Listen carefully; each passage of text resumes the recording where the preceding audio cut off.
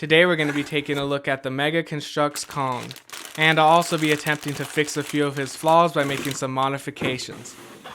So to start off, we're going to be opening bags number 1 and 2. And we can see some pieces of Kong's chest here, so that's what's going to be built first, Kong's torso. And one thing I'm really liking about Mega Construx is that there have been no stickers in any of the sets I've bought so far. Like how Kong's chest has all these uniquely printed pieces, I'm just really glad they're not stickers. Now on to bag number 3 to finish up Kong's back. So we got some big chunks here that make up Kong's traps. And I'd say this was my favorite portion of the whole build, was building Kong's torso. It was just really satisfying seeing the body take shape as I added each slope and chunk on there, and once it was complete, I thought it looked pretty good. You can see some gray sticking out here, so yeah, this whole Kong is just a whole bunch of brown and gray. And then right here is where the next section will hook into. But first we've got to build Kong's head, and it looks like the top of his head is a brand new piece as far as I can tell, but this is only my second Mega Construx set, so I'm not too familiar with which pieces even exist. Oh, and he's also got these pretty unique looking pieces for his teeth. They're like half a circle with the teeth sticking out of them. One of them gets covered by this brown piece, while the other one just stays fully exposed to shape the nose and teeth together. And now that we've got the head on, we can look at the articulation.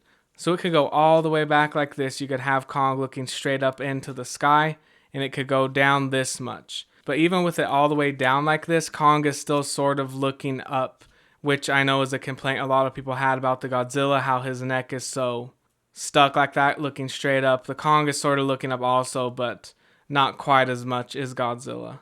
And if you want to move his head to the side, it's just going to start going straight up again because of the shape of the piece that it's hooked into. It's just going to keep pushing it up like that. If you try to push it down, it'll just pop right out.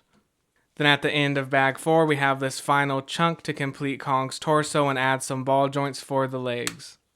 And it can also rotate like this.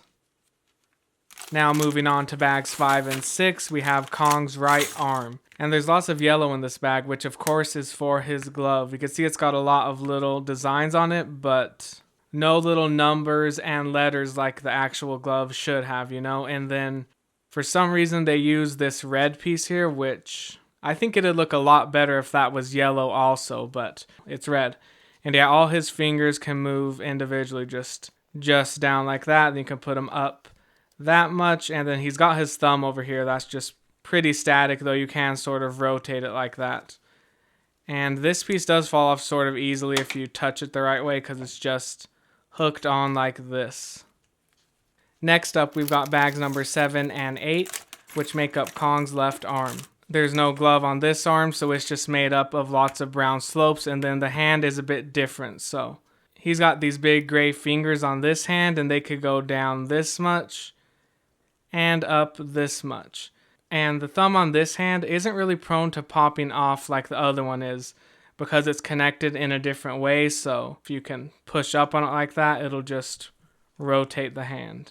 And at the top of both of his arms, he's got these flaps for his shoulders, which help to make it look a lot more rounded off, but they're also just really inconvenient. Like when I try moving his arms up and down just a little bit, this one will just pop off over and over. Sometimes the other one won't fall off so easily, but it's just really annoying, really inconvenient every time I move his arm. If I move it a little too much, that's going to just pop right off. And yeah, you can just take that piece right off, which would give his arm a lot more range of motion, but it also leaves a big old gap there, which maybe you don't mind that, so. But yeah, if you do want to put him like that, then here's a little modification I made. Just took off that piece and then the other little connecting piece right under it. Flipped this piece around, hooked it there, then put it right back onto his arm. And it looks somewhat normal like that. But unfortunately, it just falls off so easily. So yeah, something's going to be popping off either way if you're not careful.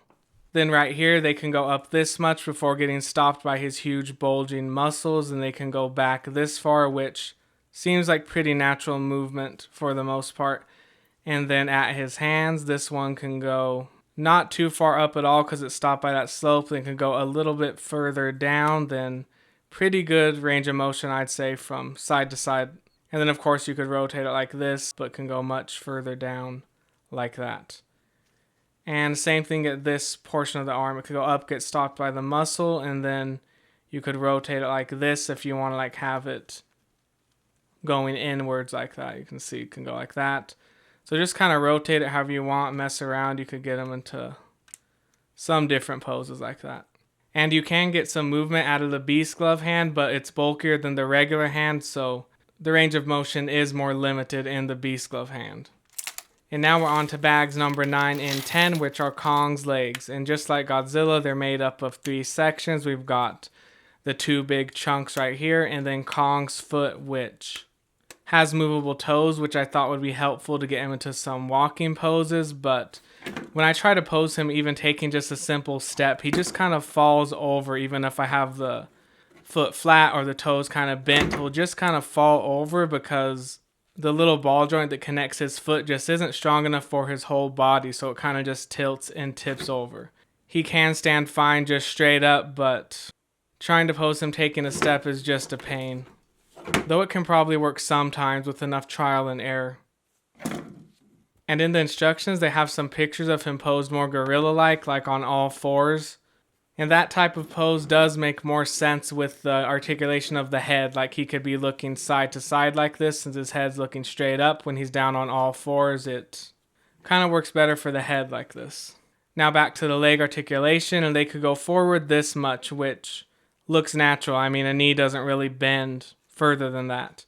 But we've got another issue here when you're moving it back. If you just try to move it like straight back like this, sometimes it'll just pop this piece off because it kind of gets in the way. So you could see if it goes all the way back, you kind of gotta slightly rotate it to the side, go back, and it'll go like that. It can't go like straight back. Unless you take this little piece off, then it'll easily just go straight back like that. And finally, we're on to the last 2 bags, bags 11 and 12. First, we're going to be building Kong's axe. And right here in the instructions, it shows exactly how to hook it on. But it is kind of loose in his hand. You can see if I just swing it a little bit, it'll fall out. Or if I just touch it, push it the wrong way, it's going to fall out very easily. So I'll show you the modifications I made to help him hold it better. First off, you always want to make sure the pole is stuck into this piece here, because if it isn't, the top of the axe will fall off really easily. So now we've got 2 long cylinders and 2 short ones with connectors on them. Each one has a wide circle at the bottom and a thinner one at the top. And it does matter which side you slide them on from. So first is this long cylinder, and we're going to slide it on from the thin side. And the same thing with the next piece. We're going to slide it on from the thin side and hook it in right here.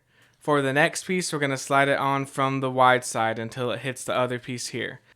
Then with the second long cylinder, we're going to go with the wide side again, then hook this piece on the very end to finish it off. Now it'll have 2 points of connection with Kong's hand, which allows it to be swung back and forth without it falling off so easily.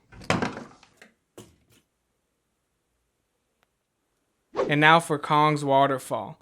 I expected these translucent blue pieces to just be like plain blue, but they've actually got some swirls in there of different colors to make it look like the water is really flowing through them. So that's a pretty nice detail. There's also some rocks down here, a few vines, plants. It's a pretty nice little build. As for the Kong itself, I do like the whole blocky look of Kong, but every time I go to pick him up, I just know something's going to break off. So that's very frustrating, and I find the Godzilla to be a much better experience. I can move his legs, his arms, all the sections of his body, his head without worrying about something popping off every little movement. Though the end of his tail does fall off pretty easily. So out of the 2 of these, I definitely prefer Godzilla.